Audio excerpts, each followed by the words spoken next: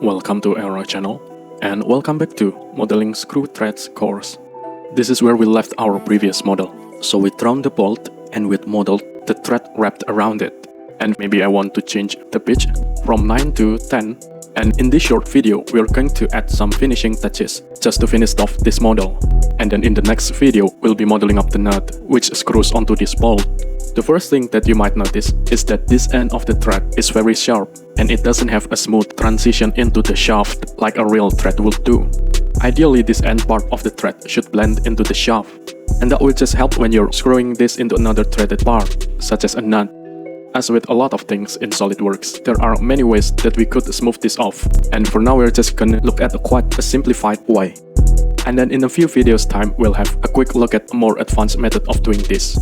So we're going to create a new profile on the flat end on this thread, and we're going to revolve around so that it goes down to the shaft.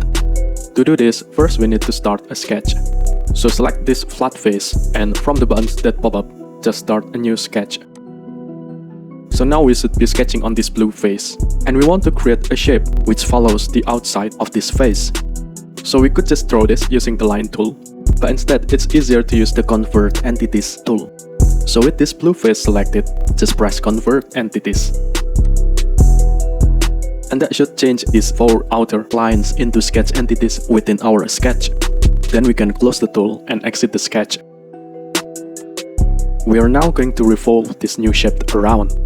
So make sure we have the sketch selected in the feature tree, and then go to the features tab on the command manager and press revolved boss space. Then this tool will open, and we should automatically be in the axis of revolutions box up here on the left. So then we need to select the axis that we want to revolve this shape around, and that's this inner long vertical line. And when we click on it, we should get a yellow preview which looks something like this. But we don't actually need the full 360 degrees of rotation. We only need our new feature to go slightly into the bolt. So adjust the amount of revolution here on the left and change it to something like 120 degrees.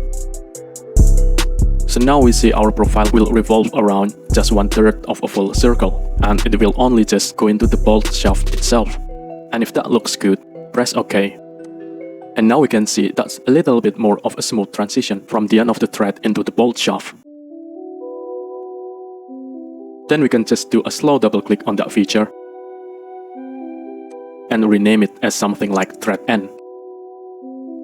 Then another thing we might want to do, just put a small chamfer on the end of the bolt shaft. And this is just an angled edge which will help us when we are locating the bolt into the hole that we are screwing into. It's very simple to add a chamfer.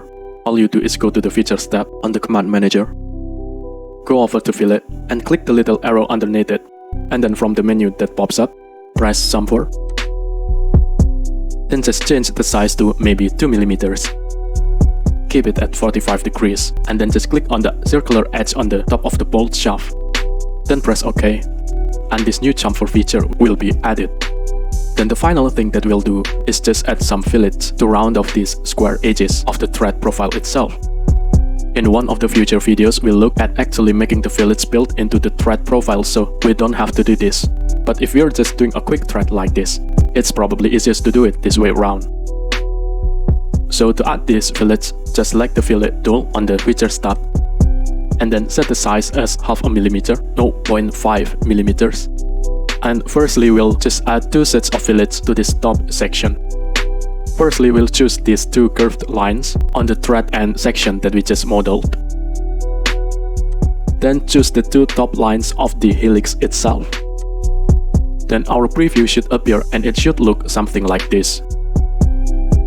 And if this doesn't work, just check that you've got the size set as 0.5 mm, and then just press the green tick to OK this feature. So we've rounded off the top edge there, and then select the fillet tool again. And this time we'll add 2 mm fillet all the way around the bottom edges of the thread. So select those 2 end lines. And then again, select the 2 helixes, but this time at the base of the thread. And we should get the preview again. And if that all looks good, just press OK to add that feature. Now if we go to a side view, we can see that this is just a much smoother thread profile. And this has a few little benefits.